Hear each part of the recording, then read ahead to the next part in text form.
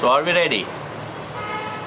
Good evening guys. Good evening from India and good evening from Academy of Orthopedic Manual Physical Therapists and Professor Senthil P. Kumar here. Just to see when I am coming live to address many of the queries. Usually the unsolved questions are there. I know that there are a few manual therapy courses that are happening online during this lockdown, and AOMPT is leading and being a flag bearer in holding these online courses and the webinars.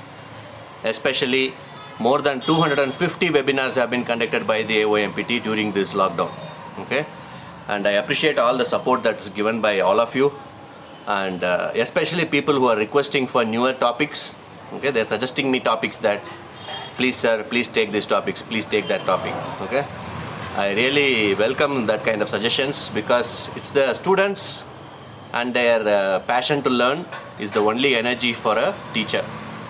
However, I consider myself as a student, and then here I am sitting in front of you to have a positive discussion on the manual therapy, the myths and the realities. However, it's not a webinar, okay, it's just an interaction question and answer session. You're open to put your comments and I'll answer them straight away. It's always good to have physios who are qualified, practicing and also teaching, like Dr. Pooja, who's joined us. So, we need people at every level so that you also understand, professionals will understand, okay, the answers what I give, whether it is sensible or not. You might have applied on patients, so your queries will be little different level. Students can look up at the professionals, okay, such an applied question is coming. So in future when they are in clinical postings, the students can take care. So it facilitates a better exchange of information when we have students and also professionals, also teachers and even resource persons. Okay, I always welcome that even my core resource persons on manual therapy should come live, either on their own platform, or if they're ready to come live sharing the screen with me. Okay, on behalf of AOMPT, I invite the manual therapy resource persons and the experts to join the screen so that we can answer the queries together. Okay, for example, if a person is having expertise in motor control, okay, muscles, myofascial techniques, another person might be having expertise in articular techniques, another might be having expertise in the neural techniques. So when a question related to neural comes, the other two can direct the question to the third person and see what the response comes, and they can also question each other, okay, in a healthy discussion forum. Because I always believe if there is a resource person, that means they are looked upon as a huge source of knowledge. When you have such a huge knowledge, can you just be silent? Okay, so you can't just be teaching people only who are making the fees payment. Okay, you should be open to teach the whole world, and it's not that the money comes in the issue of teaching or exchange of knowledge, and the interaction should always be there daily. Of course, your daily commitments, your work during a regular schedule, it's difficult to hold live sessions every day, and at least during this lockdown, and actually we are now in the unlock, we are shifting into the unlock 3.0. so make sure that everyone comes live and interacts with each other so that we all physiotherapy professionals feel that we are just one, and improve the knowledge. Let the patients also watch these videos.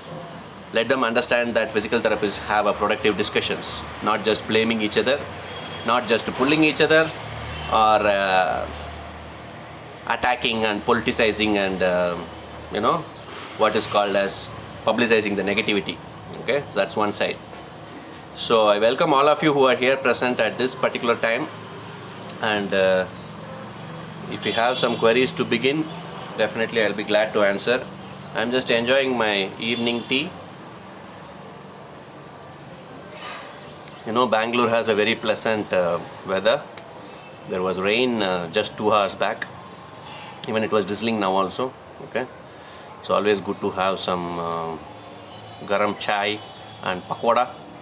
So which I developed this habit being in Delhi NCR. Okay, so on an outline, manual therapy, articular techniques, myofascial and neural techniques, which we are broadly emphasizing in AOMPT.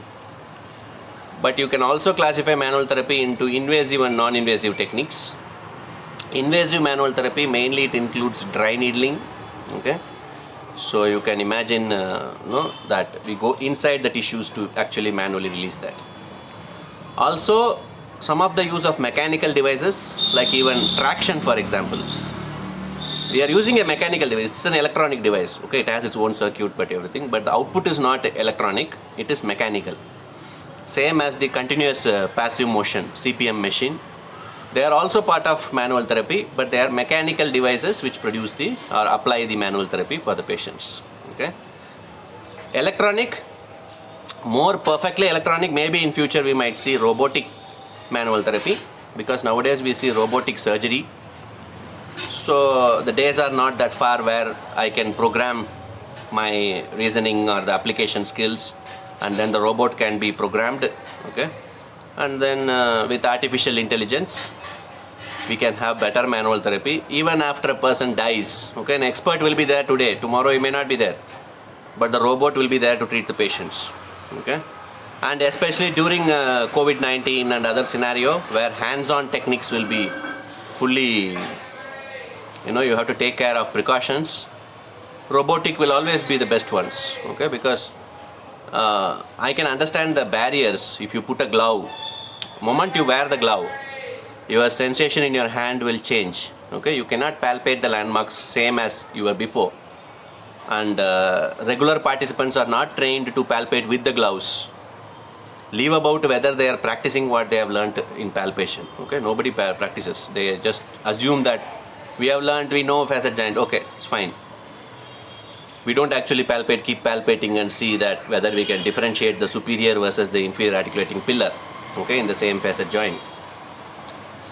However, when we see a complicated scenario like sutures, the cranial bones and cranial bone movements, okay, it's mentioned in craniosacral therapy under osteopathy, which is again part of the complementary and alternative medicine into the manual therapy. Okay, osteopathy, chiropractic, Pilates, okay, Tai Chi, everything, whatever you have, exercises, okay, all comes under the manual therapy.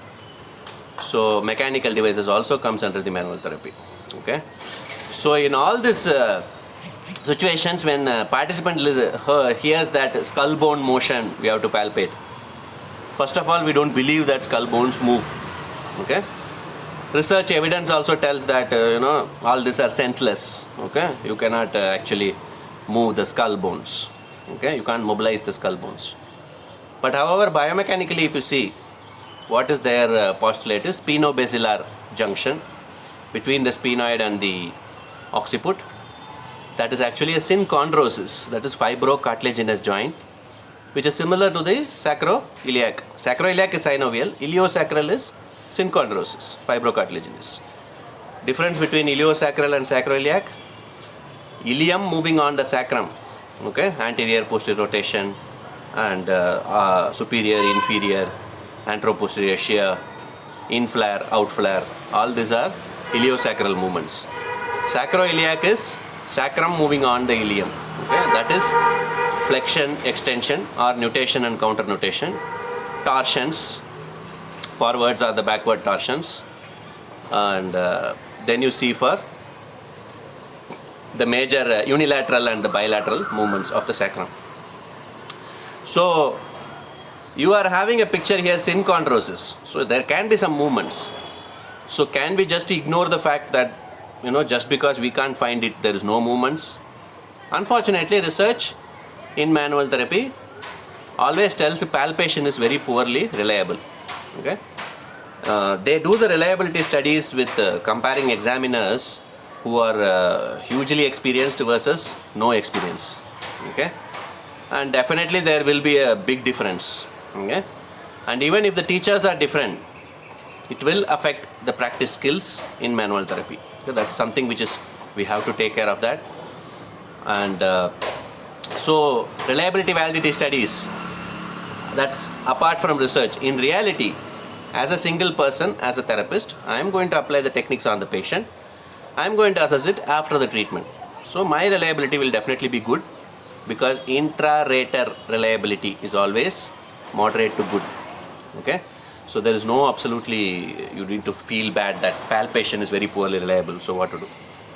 Coming to validity, remember, you don't compare the manual palpation with motion tracking devices, stereophotogrammetry, all this research laboratory equipments. Relate the palpation findings to the movements. Okay, relate the palpation findings to the muscle dysfunctions and the testing. For example, you find muscle is hard, okay, there has to be some kind of dysfunctions in the myofascial tissue. What are they? Either it should be in spasm, or it should be tight, or it is hypertrophied, okay, like Salman Khan, okay, and or it can be, there can be a muscle injury and there is a hematoma, okay, which has healed with adhesions. So either of the dysfunction has to be there. You can't just tell muscle is hard in texture. That's not an assessment finding. Okay, as long as we have to relate it to the dysfunction that is present in terms of muscle length, muscle strength, flexibility, muscle play. What is muscle play? Gliding the muscle on the other muscle. Okay, that is muscle play. Okay, myofascial play, like the joint play. Okay, so all this have to be related. When you relate it, and when you see that the picture is actually correlated and it is symptomatically pathomechanically interrelated with the patient's symptomatology. Okay, for example, a best example is upper limb. I am complaining that I have neck pain after writing. Okay, neck pain after writing. So primarily it's a upper limb activity which is producing the neck pain. So definitely fascia restriction should be there in the direction towards the upper limb. Okay, so towards the upper limb, if the direction is restricted, you can tell this restricted myofascial play is related to the neck symptoms because of an upper limb activity. Okay, but if the other patient is telling that my neck pain is more because of my bending posture, okay, I am bending and I am reading, then I am getting neck pain, then you know that it is the proximal segment, the neck, which is pathomechanically involved. Okay, so in that situation, a myofascial restriction of upper proximal direction will be restricted. Okay, so this is about the myofascial play. Even if you are testing the upper trapezius, if you are palpating the trigger point, okay, characteristically myofascial trigger point of upper trapezius between the C7 and the acromion, okay, this full distance, C7 posterior, okay, so, and then midpoint, so you get the trigger points, myofascial trigger points, distal segments in the upper trapezius. Okay, so you have a trigger point there. Is that assessment? Is that conclusion? Is it you have ended the assessment? No. Okay, with this palpation, resisted contraction of the neck, okay, is reproducing the exact symptom of the patient. Okay, then it correlates with neck activity bringing the neck pain. Okay, cervical spine activity bringing the neck pain. Whereas in the first patient who had upper limb activity has the problem, okay, which is causing the neck pain, will have symptoms when you test shoulder girdle elevation. Okay, so when you are palpating, resist the shoulder girdle elevation, okay, and that will increase the patient's symptom more if you have the pathomechanics as upper limb activity which is causing the trigger points to be becoming active. So it's not just that you find the trigger point, the story ends. Okay, you need to evaluate with relating to the history, relating to the movement examination also. For example, muscle length of upper trapezius. Okay, you can stabilize the shoulder girdle, okay, with one hand. Other hand can pull the lateral flexion to opposite side, rotation to the same side, okay, and you will also have what is called as a forward flexion, okay, a bit of forward flexion there with the upper cervical flexion. Okay, that means I am stretching all the cervical spine components, okay, for the upper trapezius. But if the same, I want to evaluate the upper trapezius for the scapula muscle length, Okay, in that situation, I'll stabilize, okay, in the same positions, and after that what I will do is I'll depress the scapula and also medially rotate the scapula, push the scapula medially rotated, okay, so that the upper trapezius will be elongated, and it also produces the protraction of the scapula. So I have to produce a bit of retraction also, depression also, okay. So all this I move the scapular component and I stretch, okay, that is the muscle length. When patient complains of upper limb activities producing the same neck pain, okay. And then come to regional interdependence. That means patients might have problem in the cervical spine, later they had dysfunction in the scapula, and later they got the myofascial symptoms, okay. So simple clue is assessment of the cervical spine in terms of compression or distraction, or you have a combined position, okay, or correction of the cervical spine improves the symptom, okay. Even in contractions or even in during an activity, cervical spine influences the symptoms. So that is the primary cause, okay. Some patients will have what is called as scapula is also abnormal, cervical spine is also abnormal, okay. So in that situation what you will do, you correct the cervical spine. Sometimes the patients on 3 minutes, when you are maintaining the postural correction, the scapula will become better automatically, okay. So you know that you correct the cervical spine, scapular posture is getting corrected itself. It may not get fully corrected, but you know that it is attempting to get corrected, okay, in that direction. So you know that cervical spine abnormal posture is primary and scapular abnormal dyskinesia, whichever is there, is the secondary. If that situation do not happen, in this same patient who is having a protracted scapula and forward head, what you do is just retract the scapula and instruct the patient to maintain for 3 minutes. And over a time, the patient unconsciously adopts a corrected posture of the neck. It means that scapula abnormal posture was primary, and when you are correcting it, the cervical spine posture is automatically getting corrected, okay. So it's a very simple clue. Other one is instabilities, cervical spine instability versus scapular instability or glenohumeral instabilities. Just put a rigid tape, okay. You put a rigid tape in the cervical spine, it corrects the glenohumeral mechanics or the painful arc which was coming, okay. The painful arc range was 30 degrees. You put the tape, rigid tape in the cervical spine. After that, or thoracic spine, you put the tape. After that, the 30-degree painful range, painful arc became 15 degrees.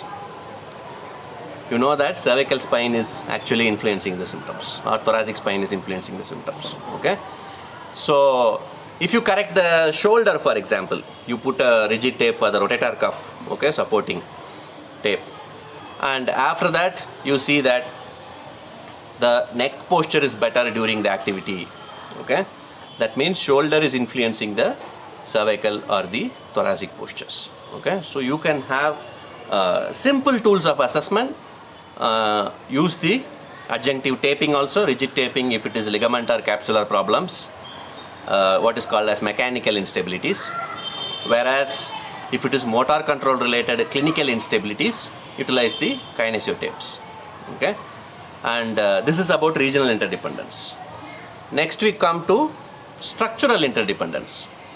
What is that structural interdependence? That means articular tissue is interdependent on myofascial tissue, and that is again interdependent on the neural tissue, okay. So human body is so extensively programmed by the creation, okay, the nature, that it's not that if I am getting an abnormal activity means muscles will tell I will take care, so joints and nerves will sleep, okay. No, all the tissues work, okay. One might be symptomatic, but the other two may be dysfunctional.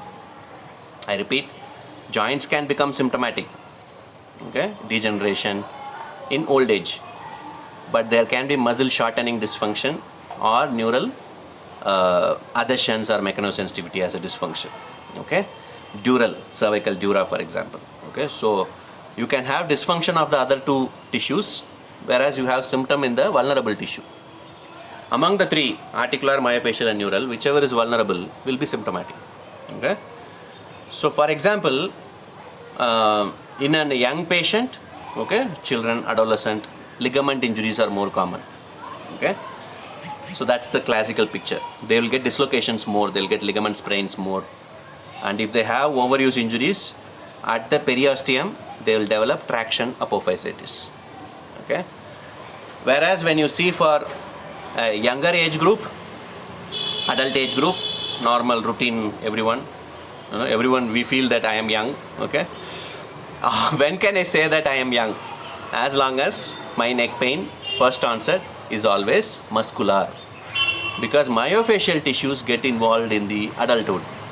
Okay, articular, which is intra-articular, ligament and capsule is younger age group, children.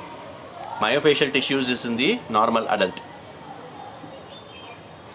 Degeneration, intra-articular, and also hypermobility because of a degeneration, all this comes in later age at the old age. Okay, skeletal problems more pronounced in the elderly and also postmenopausal because of the osteoporosis. So then when does this neural come? Okay, so that's the trick here. In children usually neural never comes, okay, because the differentiation of the nerves and the connective tissue surrounding the nerves and the range of mobility that is available in the joints will never cause a nerve strain in children. Okay, in adults, myofascial versus nerve. Okay, because myofascial is the one which is common first when it always comes as myofascial. If I have first time neck pain, which is atraumatic, no fall, nothing. If I have a fall, ligament injury. Okay, in old age, if I have a fall, fracture. Okay, you should screen for that. I am not telling that 100% this is the situation. I am telling you the likely probability, okay, of the pattern recognition. So on top of that, if you want to get for the neural tissues, when does it happen? That means neural tissues are not loaded just by one component. Okay, it may be loaded in a combination of components. Okay, with an upper limb activity which is done repetitively, so that which will load the median nerve, I repeat, in a sequence of movements, because nerve cannot be influenced by one joint. Okay, if there is a two joint muscle, both the joints have to be influenced. Okay, then only that muscle will be influenced. Same way, nerve is crossing multiple joints, so the activity also should be influencing multiple joints in only a particular range. Which range? Especially the loading range means it's the end range of the tensioner. Okay, tension on the nerve. Okay, so that activity if you are doing repeatedly, or I have a risk factor of vitamin B12 deficiencies, diabetes, or pregnancy, myxedema, all metabolic disorders which causes fluid retention within the nerve. Okay, so the nerve will become larger, so that will create the entrapments. Okay, of course trauma, fracture, muscle injury, soft tissue adhesions, scar can also compress the nerve. Okay, that is secondary in traumatic and even post-operative scenario. So you have articular, myofascial and neural. So AOMPT has also been envisioning a development of a new approach, clinical approach called as ortho-myo-neuro-manual therapy. So it's not just the articular, it is the including myofascial and neural simultaneous integrated application of the techniques. So that means I might give a distraction to the cervical spine for the joint, okay, for the disc, and I might give an ischemic compression to the muscle, okay, for the trigger point, which is a direct myofascial release you are giving to the muscle, and I might also ask the patient to do the upper limb neurodynamic tensioner. Okay, so what is happening? Articular, myofascial and neural. Okay, all three are treated at one point of time. Okay, that is AMNMT, ortho-myo-neuro-manual therapy. Okay, so of course ortho-manual therapy is also there. Okay, combining all the articular techniques into a single approach, which includes McKenzie, Maitland, Mulligan, Edwards, okay, thrust manipulation and Cyriax techniques. Whereas you come to the myofascial myomanual therapy, which is also another registered approach of the AOMPT, is combining all the myofascial techniques like positional release, myofascial release, muscle energy techniques and motor control retraining. Okay, and neuromanual therapy is of course an advanced combination of neural mobilization and neurodynamics. Okay, so you have all these approaches, including the adjuncts of rigid and kinesiotapes. You have an option of using invasive techniques like dry needling. You can also have non-invasive manual therapy techniques like cupping, okay, which is also a manual therapy technique. And don't forget that even the extended application of manual therapy like visceral manipulation. Okay, so that's the facial release, the visceral fascia, okay, releasing, and also facilitating the lymphatic channels, the lymphatic pump techniques. Okay, different techniques. There's a lot of scope, and experts in chiropractic and also in osteopathy as part of the alternative medicine have evolved and experimented a lot of techniques. Okay, and physical therapy has integrated myofascial release, muscle energy, positional release, which is called as the strain and counter strain, okay, as one of its types. And then we have the thrust manipulation. All are taken from different fields, including osteopathy. And when the physical therapy profession originated, okay, in the First World War time, assessment was by manual muscle testing and treatment was by passive movements. Okay, both were developed by nurses. So we have an interdisciplinary origin, okay, and we have a interdisciplinary integration of various techniques. Okay, so we are evolving, and the profession is still growing. But fortunately, one thing I'll tell you, globally I should appreciate all the researchers in physical therapy, not Indian. Okay, I'm telling about the actual good quality research. Okay, because they have established good evidence for these techniques. Thrust manipulation, when it was in osteopathy and chiropractic, had very poor evidence, okay, and was also reported with adverse events. Okay, but when thrust manipulation was integrated to physical therapy, started getting more and more higher quality evidence, and now systematic reviews recommend spinal manipulation as a standalone treatment for low back pain. Okay, when you combine with exercises, it will produce an acute effect, okay, improvement standalone. If it is combined with exercises, definitely it will create a moderate effect, okay, short term to the mid term effect improvements in quality of life and also the functional improvements. So you can expect that any technique what we imbibe, we should ensure that we grow it applying our principles, okay, our core principles.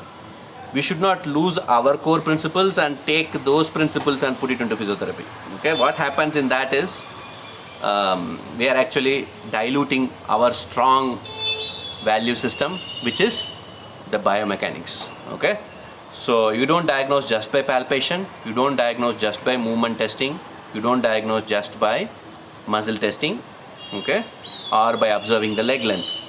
You are diagnosing by relating all of them.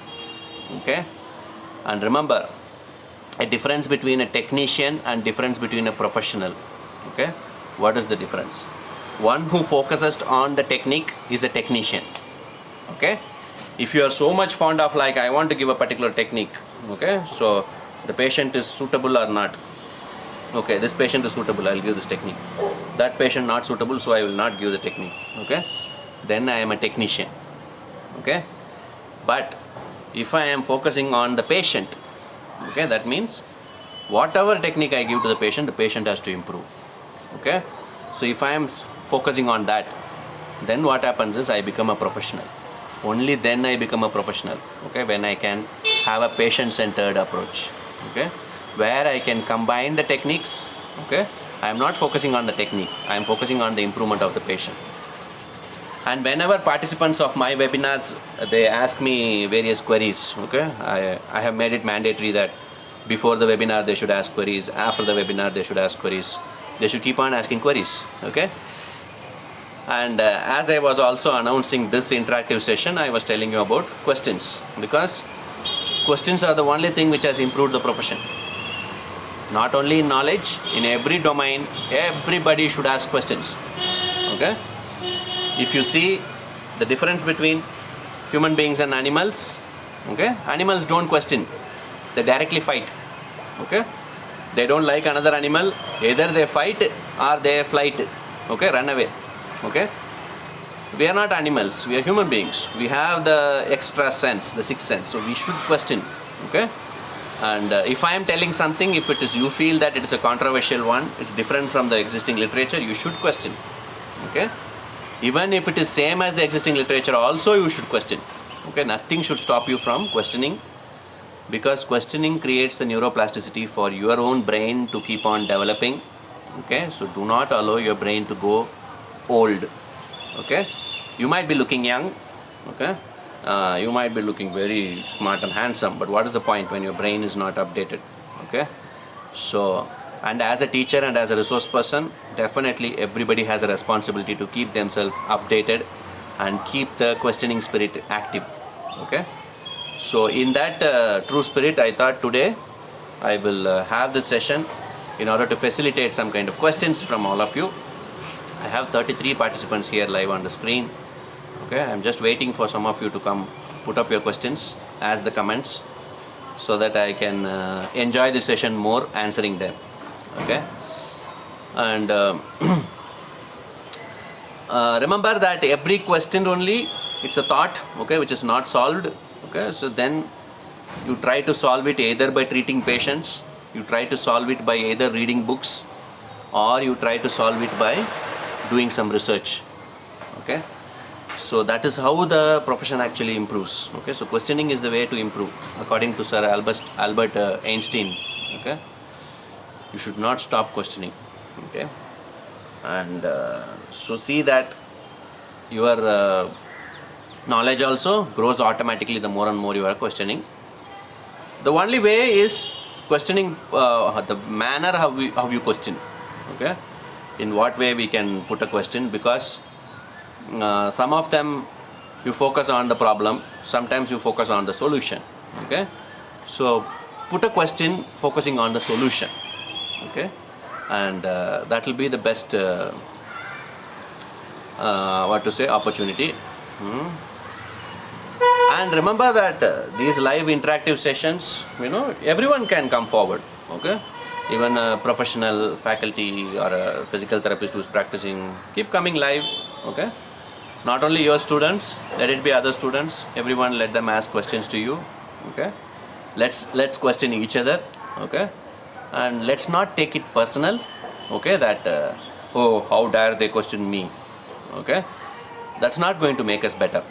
Okay, take it like we are actually questioning each other, because we have to improve the profession. Okay, we have to improve the knowledge. That's the only way to improve, so we have to do that. Okay, and remember that questions cannot be right and wrong. Okay, only answers can be right and wrong. Okay, so don't be inhibited to ask any kind of a query or a questions and all those things.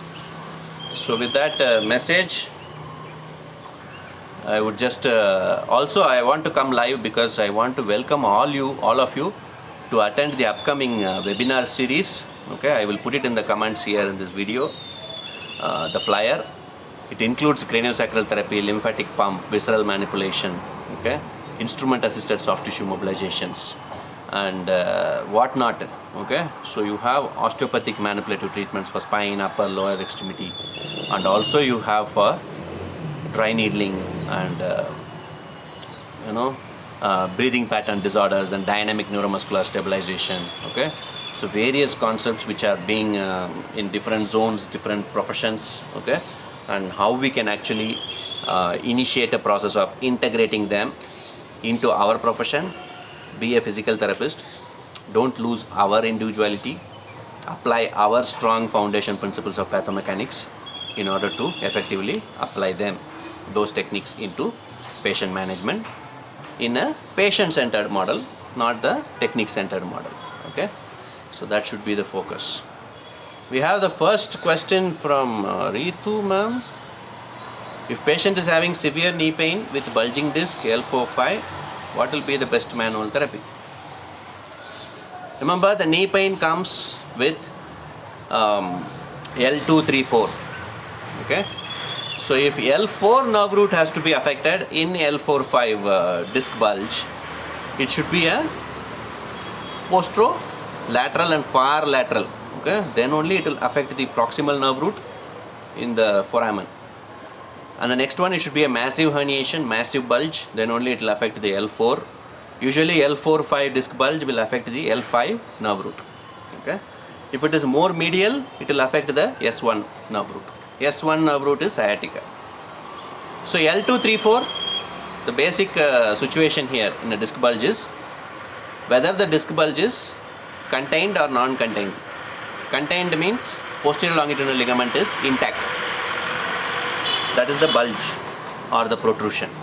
Okay. When it comes to extrusion and sequestration, posterior longitudinal ligament is torn. Okay. So that is a non-contained disc herniations. So the disc bulge and protrusion comes under the mechanical category.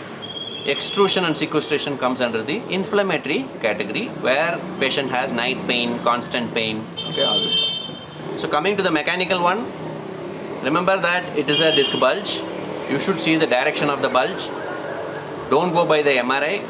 Okay, check the patient position. Put them in supine, put them in prone, put them with the pillows under the abdomen, put them with the pillows under the chest in order to create an extension.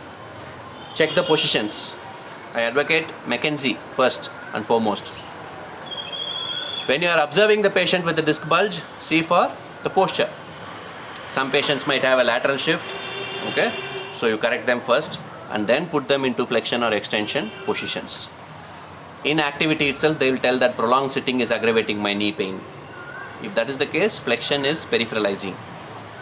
Standing is not producing knee pain much, only back pain. Okay, if that's the case, you know extension is peripheral, centralizing. So put them in extension positions and then check in that comfortable position. You check for neural dynamics L2, 3, 4. Okay, prone knee bend test or the side lying Ellis test, and see if the knee symptom is getting reproduced, and if that reproduced symptom is altering with the neck flexion, that is the femoral slump test. Okay, so that again you can check in the side lying position and then decide upon whether symptom is reproduced in the end range or symptom is produced in the mid range itself, in the knee flexion itself. You are starting to flex the knee 45 degrees, you are getting knee pain. That knee pain is altering with neck flexion. That means it's a mid range positive. So it's a slider dysfunction. So you have to give femoral nerve slider. And same way, also feel free to check the Tinel's sign and then rule out the distal symptoms.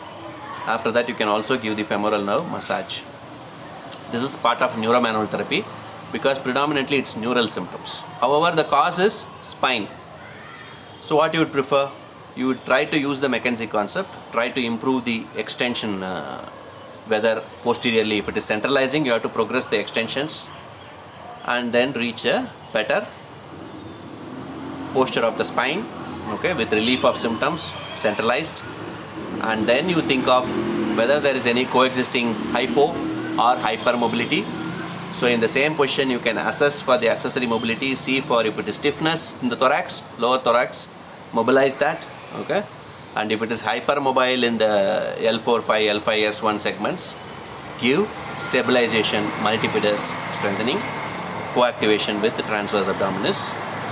So go ahead with the treatments and I think patient should be fine, and then you progress only the motor control, and over a period of 3 to 4 weeks progress it to functional activities and transitions and all the advanced progressions with motor control. So patient should be fine. Okay, every technique. Yeah, next question we have from Suman Ghosh. Can the nerve massage techniques given in combination with muscle energy techniques? So remember, in muscle energy you have reciprocal inhibition, okay, you have post-isometric relaxation, you have isolytic contractions, okay, all the techniques are muscles, okay. Nerve massage is directly to the nerve, okay. So whether you contract the muscle or the muscle is relaxed, nerve massage can always be given. Only indication for nerve massage is Tinel sign should not be positive with symptom distally, okay. You do the Tinel sign, numbness is coming in the hand, okay, don't do the nerve massage here, okay. But if you are doing it and patient tells, here only it pains, okay, and slight pain, I keep it like this, the upper limb in the neurodynamic position, and then I do the Tinel sign, same force. Patient tells, yeah, pain is more, not distal, only local, okay. So now you know that the mechanical effect of this tenderness is aggravated by the neurodynamic position. It's not a muscle tenderness, it is a nerve tenderness, okay, percussion. So there you can give the nerve massage because distal symptoms not there. So principles of neuromanual therapy, that is very important when you apply the nerve massage. If you feel that this neural symptom is modified by muscle contractions, how? Assess AM and MT. In that we have, you are having a neurodynamic position and then you have a more tenderness in the nerve, here plexus, upper trunk, okay, at the scalenes. So immediately what you do is give a resisted contraction, okay. Patient is maintaining this position or other therapist is maintaining. You are giving the contraction here and the pain is relieved, okay, the tenderness is relieved. That means you need the contraction same side, scalenes, okay. Or if there is a spasm which is producing this nerve tenderness, okay, nerve irritation, then opposite side, you are palpating this side, you are giving opposite side contraction, reciprocal inhibition, the tenderness is less, okay, even on percussion or palpation, okay. So you know reciprocal inhibition should be added together, okay, not the same side post-isometric relaxations. So check the muscles in the neurodynamic loading position, okay, whether it is a sequential movements or the palpation or Tinel sign, check with the muscle contraction. Same side muscle contraction creates the closing effect, interface closing effect. Opposite side muscle contraction creates the interface opening effect, okay. So all are part of the description by Michael Shacklock, originally in neurodynamics and integrated into neuromanual therapy, okay. If there is chronic swelling after mastectomy along with shoulder restriction, yeah, it is called as the mastectomy, the breast cancer related lymphedema, okay. So lymphedema is chronic. The moment it gets chronic, remember the interstitial fluid is going to become more fibrosed, okay. Lot of interlinking in the fascia will happen. There will be pockets of edema. It will not drain. Manual lymphatic drainage is very tough because you can't give that. So utilize this kind of compression therapies, okay. This nowadays the suppliers, they provide this electronic devices which have the pneumatic compression therapy, okay. So it alternates the pumping automatically, rhythmically. So that will be a better technique in patients who have this lymphedema in the chronic phase, okay. Also once they are little bit they are better, how you can make them much better, okay. Two things which you have to concentrate. One is this chronic stage, whenever upper limb lymphedema is there, the patient will have a grossly altered neuroplasticity in the brain, okay. My hand is always big, okay. The what is called as my perception, body image, okay, that will be distorted, okay, in the brain. So it creates altered impulses to the region which affects the tissue transport, okay, the interest in extracellular fluid transport. So first and foremost give imagery which is including mirror therapy, okay. So that will definitely create a best change after the pneumatic compressions, okay. And then next what you do is you do for what is called as an active program of aerobic, okay. The aerobic can be a cycling, okay. Aerobic can be with the other extremity, arm ergometer. Later you include this also, okay. And then you will find a better improvement in a period of around 3 weeks, okay. You can expect that patient should be able to get. And remember that you are not going to drain the lymphatic fluid by manual, but make sure that you are concentrating on the fascia. You can also utilize the lymphatic pump techniques, okay, to address the cisterna chyli, the spleen, so that more their metabolism of the lymphatic fluid will be accelerated, okay. So all these adjunct techniques are there, but what I would suggest, Faradism under pressure, if the muscle activation is responding to the stimulus, okay. So that is after the 3 weeks period, because don't do when it is chronic stage, other end you are giving stimulation, still the contraction won't come, okay. So what is the point of giving more intensity, okay, contraction? So better wait for that to subside and then go for the contractions. Once this stimulation augmented activity or exercises is done, after that you can start with the manual lymphatic drainage. Okay, like Oder's principle, where you drain the proximal segment, then middle to proximal, then lower to middle. Okay, and absolutely, it's a challenge. Okay, but remember that why some patients do not respond to therapy is because of neural plasticity. So address that with incorporating virtual reality, biofeedback, okay, and also imagery, graded motor imagery. Definitely you will be able to help the patient better. Okay. If there is costoscapular pain with tingling in hand, costoscapular pain with tingling in hand, but no restriction of shoulder movement, slightly pain in neck movements. Okay. You have to assess the ribs and the scapula. Okay. Remember, the pain region does not indicate a treatment.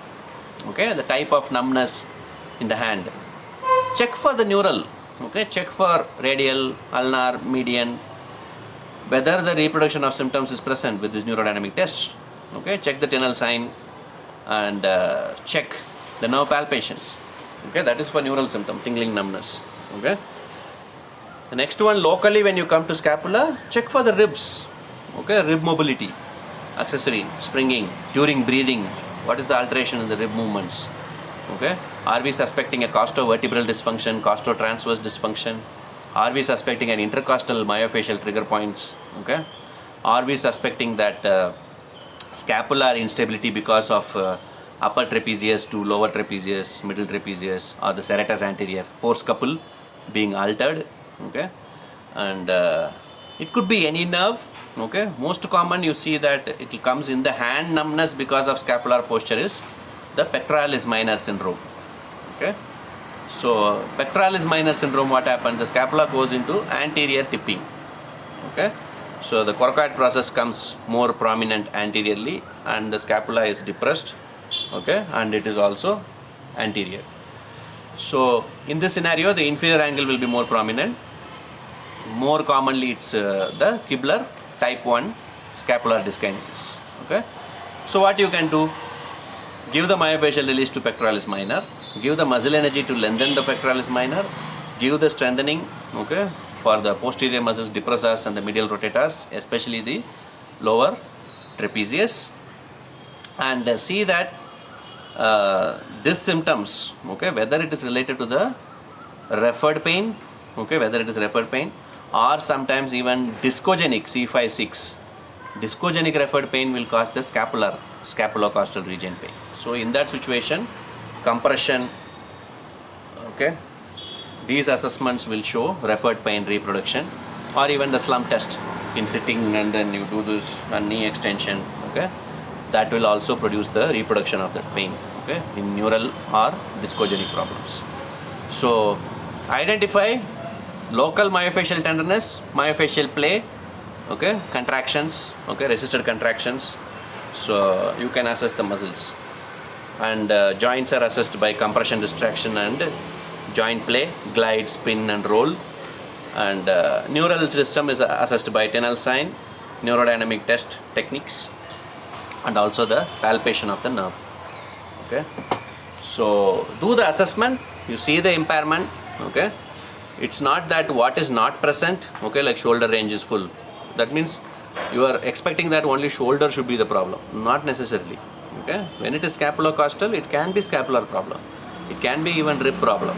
Okay, and when it is usually this people who have what is called as habit of carrying heavy weights. Okay, so they always have what is called as all the muscles, pectoral girdle myalgia. Okay, it's a muscle problem. So neck pain, slight movements, okay, slight neck pain and neck movements. Okay, it's a non-specific finding. You should do whether it is painful in end range, okay, whether it is painful with compression, whether it is relieved with distraction. Okay, then you have to rule out the joints. And also in the end range, with contraction whether the pain is more, okay, when palpation. So test the structures, don't test the movements, okay, and then definitely you will know that patients will say that yeah, that is the pain. So you know that you are on the track exactly. If you could reproduce the patient's exact symptom on the table, okay, definitely patient will feel the confidence that yes, the therapist knows my problem, okay, he has reached my problem, so he can solve it, okay. So that the confidence comes with a combined assessment, okay. Which manual technique is good for myalgia paresthetica? Remember, the symptom is lateral femoral cutaneous nerve in the lateral aspect of the thigh. I will never tell a technique is better or not, okay, until I see whether the patient is becoming better or not, okay. So that's the golden rule of the thumb, okay. Whenever I answer that, I will not tell whether Maitland technique is better or Mulligan technique is better, okay, as long as any technique which makes the patients better is the better technique, okay. So if you are thinking of articular reasons for myalgia paresthetica, it might be from pubis symphysis dysfunctions, iliosacral dysfunctions, okay, inguinal ligament strain because of a hernia or because of obesity, okay, and then you come to even lymph node enlargements in the inguinal region will create a lateral femoral cutaneous nerve entrapments. Articular. In myofascial, you have trigger points, tensor fasciae lata to cluneal nerve associated with the lateral femoral cutaneous nerve, okay, posteriorly along the iliac crest, which can cause symptoms of numbness in the lateral aspect of the thigh proximally. And lateral femoral cutaneous nerve you can assess by the neurodynamic test of either the femoral nerve prone knee bend test, you do the adduction, or the slump test, you do the adduction, you can check the lateral femoral cutaneous nerve. Tinel sign, of course, and nerve palpations. These are basics, neural assessments. So think of articular, myofascial and neural impairments. The symptom is neural. It does not mean that it's only the neural tissue. Okay, so that's what I'm highlighting right from my initial description to the interactions. So try to assess and identify the contribution, structural interdependence. Okay, if you had missed the earlier part of our discussion, watch the video again, and also take the videos of AM and MT, orthomyoneuro manual therapy. Okay, then you will get a better, clearer picture. Okay. Some of the physios says that exercise, electromodalities and mobilization are the best treatments for frozen shoulder. Are there something more to use in such condition? You want variety? Are we doing technique shopping? Okay. When we go for shopping, we want to buy a shirt. We ask them that one shirt he is giving. We'll ask how much is the fee, the price. Okay.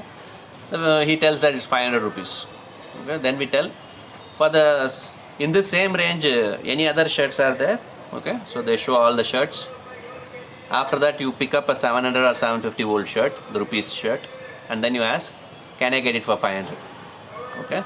So you want to see that variety. First of all, think the presentation, the indication, the patient. Okay. Why you want variety? You want to put all the masala in the sabji? You need to see that what sabji it is. Okay. And depending on that you should put the masala. And how much you need. Okay, how much is your taste you are putting it.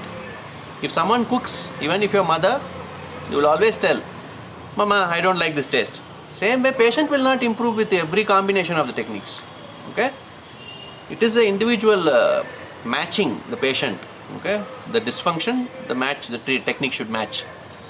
Your question of exercises, it has flexibility exercise, strengthening exercise, endurance exercise, okay, motor control exercise, or even general exercise like balance exercises, postural re-education exercises, aquatic exercises, okay, treadmill exercises, aerobic exercises.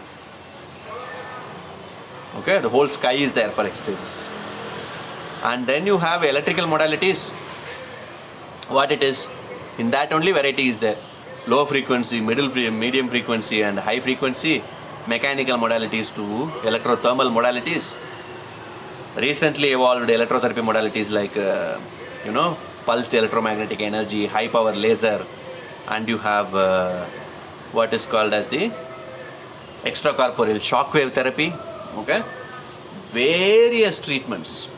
Okay, and then you have mobilization. You asked about mobilization. You want variety in mobilization itself.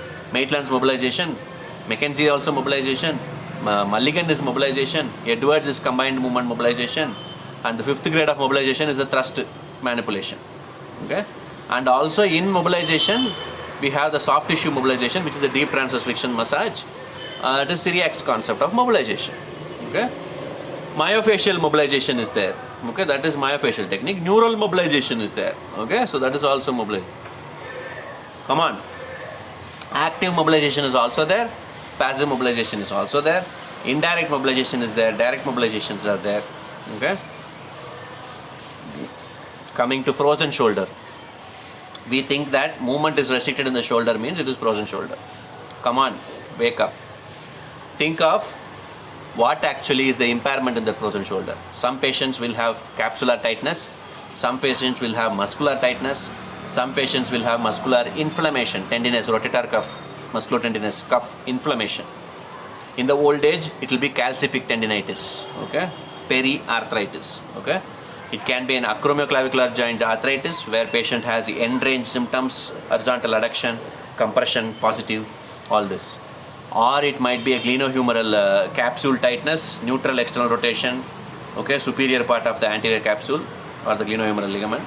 60 degrees, middle glenohumeral ligament. 120 degrees, inferior glenohumeral ligament, the anterior band. Okay. Posterior capsule tightness, horizontal adduction and internal rotation with posterior translations. So think of frozen shoulder only. Some patients will have difficulty with external rotation, whereas many patients will have rotation. You know that different rotations have different part of the capsule. If anterior capsule is tight, that means it will limit the external rotation. But if posterior capsule is tight, it will limit the internal rotations. Both are frozen shoulder. Okay? So frozen shoulder itself has a huge variety. Coming to neural component of frozen shoulder, you have right from suprascapular neuropathy because of protracted scapula to radial nerve mechanosensitivity because of internally rotated arm. Okay? Or anterior adhesions, capsule tightness irritating the median nerve, or what more you do need variety. Okay, and on top of this, if you want to have variety, you are just allowing your mind to become a monkey. Okay, even if you have a banana in the hand, okay, still you look at another banana which is in another monkey's hand. Okay, the other banana always looks bigger. I am having a smaller banana, I need some more banana. Okay, so don't be like that. Okay, you are technique focused, then only you will search for variety in techniques. Okay, if you are patient centered, you will combine the techniques and see whichever best can help. Okay, I have given a full outline of all the techniques today in the beginning of session also and throughout the interaction. And if you are a member of AOMPT, you will be aware of all manual therapy techniques by now, because either you would have taken the online courses as video courses through YouTube links, or live webinars which were conducted now. 250 webinars were conducted by AOMPT during this lockdown. Okay, so it's a huge resource sharing which happened during this lockdown, including the 8 free webinars. Okay, so make sure that more than this, still also knowledge is so much open. Dry needling is a variety, cupping is a variety. Okay, everything is a variety only. What you want to do with that? Okay, so remember that you don't need all the masala.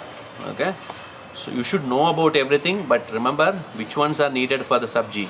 Okay, which matches the taste of the patient. Okay, the dysfunction, that is most important. Okay,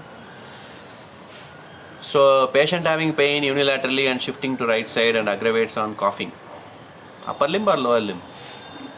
If it is lower limb, must be. Okay, lumbar pain with lower limb. What does it indicate? Coughing aggravates the symptom, intradiscal pressure maybe, or muscle spasm in the abdominals, because abdominals are expiratory muscles, post expiratory muscles. So there could be a trigger point which is referring the pain down. If it is still above the knee, if the pain is below the knee, suspect the radicular. which is because of a posterolateral disc lesions. Okay, always when there is a disc lesion, as I was telling for lumbar, there was a query on L4-5 and disc lesions. I was telling you the outline of protocol. Same protocol will come. Of course, assessing the patient first, centralization and peripheralization first and foremost priority. Okay, and if the patient does not have a postural deviation and patient is having fully mechanical behavior of symptoms, give mobilization with movements. Okay, give a glide and see which direction of glide relieves the patient's symptoms, and after MWM, combine it with a core activation. Any patient will get better. Okay, because MWM is the direction of relief of symptoms, and you give core activation, stability, it's going to take care of disc pressure. Okay, so you don't need a belt, you don't need any postural corrections, anything. Okay, functionally patient will be very happy. Okay, so that's where now today's session, it was supposed to be for 1 hour, and you know that always it's better that we stick to the time. And people who have joined late, please watch the video again, the live video, which will come live in half an hour time. It should be live on Facebook again. It will be available on Facebook offline. And like the AOMPT page, of course, whether you like AOMPT or you like the information that I shared with you, definitely, but stay tuned, because there are a lot of developments from the side of AOMPT, where we got recently certified in the ISO 9001 2015. We are the second manual therapy organization in India to be certified by the ISO after Manual Therapy Foundation of India, MTFI. And of course, we are also proud to declare that AOMPT is the official scientific partner for Journal of Manual and Manipulative Therapy, indexed in Medline PubMed, okay, and also the Scopus and also the Web of Science Impact Factor Journal, okay, and it's the best manual therapy journal published from the United States, Texas, okay. So in JMMT itself, scientific partner AOMPT is now, and thanks to the chief editor for his patronage that he wanted to recognize AOMPT in such a global magnitude, and members can actually submit their manuscripts, and I will personally directly guide you towards final publications, okay, in the JMMT journal itself. Coming to the other milestones of AOMPT in terms of the reach, what we can do to make sure that everybody gets the best manual therapy knowledge is the development of AOMPT app for Android, so which is under the final phase of review in Play Store. So we are expecting it to be published within a week, okay, maximally. And the app will be loaded with additional features extended from the Facebook page, and I will definitely keep you posted upon the developments. So to stay tuned with the developments of AOMPT, stay connected with this page, and tomorrow again 5 to 6, and also day after tomorrow 5 to 6 p.m. Indian Standard Time, I will again come live to answer your queries further, and expecting more and more people should join us, including even the resource persons on manual therapy. You are welcome to join this interaction so that we can have every level of discussions in an open forum, which will benefit the learning population to recognize what is the best of knowledge. Okay, it's not that whether one person is better or another person is better. No, we want the knowledge to be the best. Okay, so same way, one technique is better, other technique is better. No, we want the patient should be better. Okay, so with that closing message, I wish you all the very best, and I also immense gratitude to all of you for being present here during this time, and stay rocking. Join AOMPT if you are not still a member. Join the upcoming webinar series if you are a member of AOMPT. Don't miss that, and nice to see all of you. Okay, so good luck to you all. Take care. Enjoy the Unlock 3.0. Okay, and be safe. I'm not wearing the mask. Okay. Okay, so make sure that stay strong, stay tuned and stay positive. Okay.